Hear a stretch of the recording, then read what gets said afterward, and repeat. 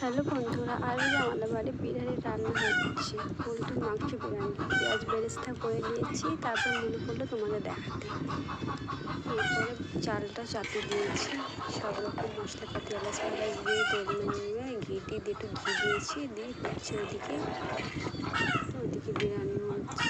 তারপর বিরিয়ানি ভাত হয়ে গেল। ওইদিকে হাওয়াতে একটু দেবো। এবার এটা হাওয়াতে দিলে কি একটু ভাত ঝরঝরে হয়, খুব সুন্দর হয়। এবার ওই তো বুঝায় ভাগ করে দিলাম একটা ডাবরে। আর একটাতে 1 কেজি চাল নিয়ে এসেছিলাম, বাড়িতে মেহমান এসেছিলো। আর তারপরে পেঁয়াজ বেরেস্তা ওই মাংস ধুয়ে এনেছি, ধুয়ে রাখা হয়েছে। ওটা মশলা গুঁড়ো করে নেবো, সব রকম দেবো, আলু বানা দেবো, বাচ্চারা সব রকম মশলা একসাথে করে মিক্সড করে নিয়েছি।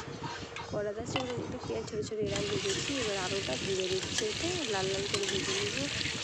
লাল লাল করে ভাজা হয়ে গেলে করে নিয়ে ব্যাস মাংসটা চাপিয়েছি। অন্ধকারে তো লেগে লেগেছে বলে তো বোঝা যাচ্ছে মাংসটা কষাচ্ছি এখানে। এবার আমি লাইটলি আলুটা তোমাদের দেখাচ্ছি। কিন্তু এবার সব কিছু একসাথে করে একটু মিশিয়ে নিয়েছি, রং না হলে ভালো লাগে না। ব্যাস সব কিছু একসাথে মিশিয়ে নিলাম। কেমন লাগছে বলো? এই ভাত আর এই মাংস, ভাত মাংস সব বেরেস্তা, রং, ঘি সব একসাথে দিয়ে তোমাদের কাছে এসেছি দেখাচ্ছি। কেমন লাগছে দেখতে? ভালো লাগছে?